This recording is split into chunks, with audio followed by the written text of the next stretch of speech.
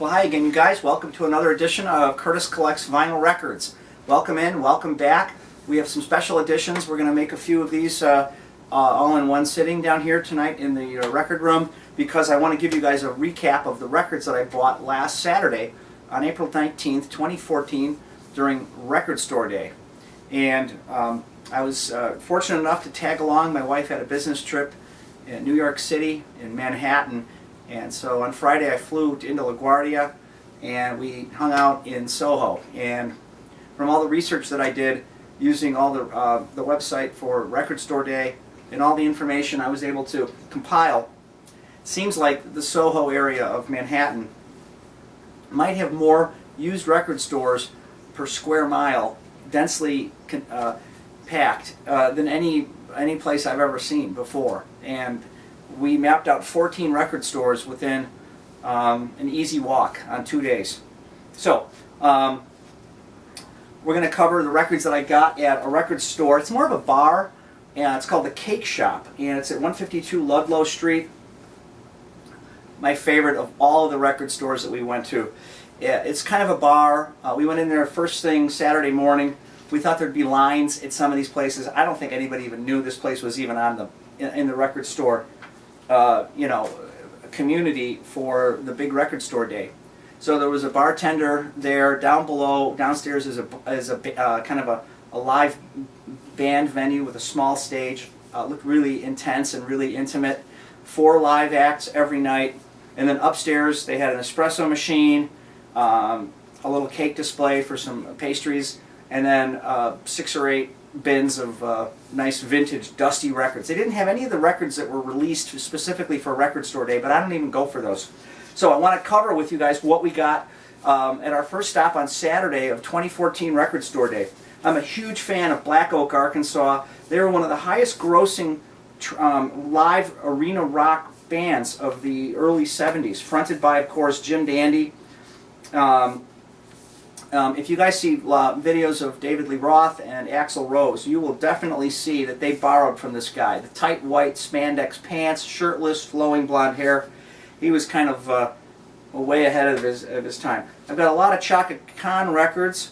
This is not with Rufus, but it's very well known because, it's known because it was produced by the great Arif Mardin, who was one of the great Atlantic record engineers that Ahmet used so often and so frequently, well regarded. Well, what's not to like about Herbie Mann? This guy's incredible. You know, I love that Push Push record he does with Duane Allman, and this is my second all-time Herbie Mann record, and I can't wait to dig into this and play this and find out who's on it. Forest Rain, all blues, the great flautist Herbie Mann. Fantastic. Billy Cobham, Glass Menagerie, Smokin', recorded live at Montreux Jazz Festival. Boy, I can't wait to spin this. This was a steal at $3 on a great label. This is Joe Perry kind of temporarily left Aerosmith, of course, and he formed this group called the Joe Perry Project. And apparently he does a song, Let the Music Do the Talking, which is a great Aerosmith song. So I don't know if this came first, then Aerosmith did it, or the other way around, but I did not have this Joe Perry solo record. Well, Brewer and Shipley, One Toke Over the Line. This is called Rural Space. Wow, what a find this is. Oh my gosh. My friend Greg really, really, really likes this band, this group, this duo, Brewer and Shipley. I've got to do a little better digging and find out what they've done notably other than Toke Over the Line. And then this rounds out a mini collection I have by Silver Convention, you know, Fly Robin Fly, which is a great song. And this is Silver Convention.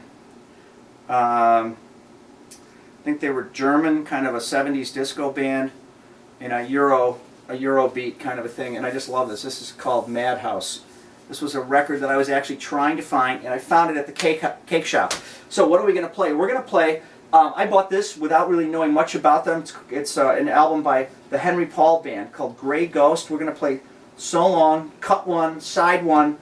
I don't know, this kind of a little bit like Poco, a little bit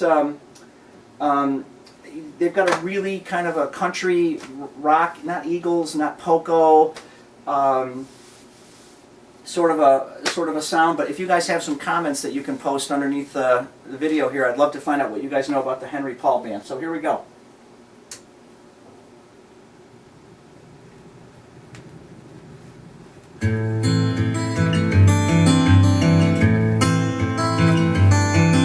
Storm is overcome with rage. I slowly turn another page. Deeper into love I seem to go. Stories filled with scattered lies, broken hearts and paradise. For the ending no one seems to know. But it's been so long since I've held you close enough to me that I feel I've finally come to lose my heart. And the nights are so long without you that I find it hard to see through the tears we cried, long enough to find us here apart.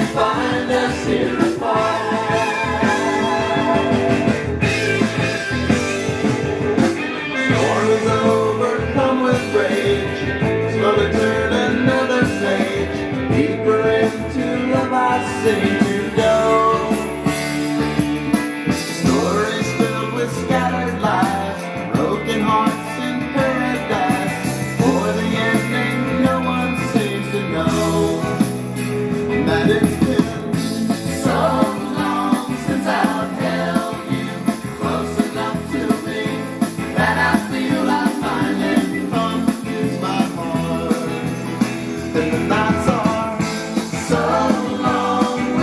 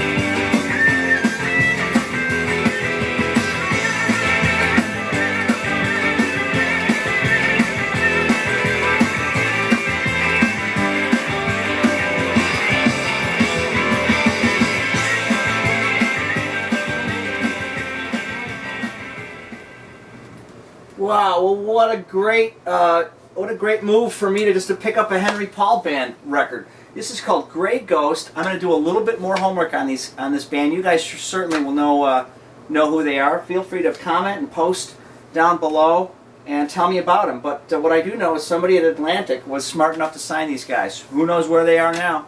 All right, well, this was a Record Store Day edition from 2014 of Curtis Collects Vinyl Records. Thanks for watching, and we'll see you back here again next time. Thanks.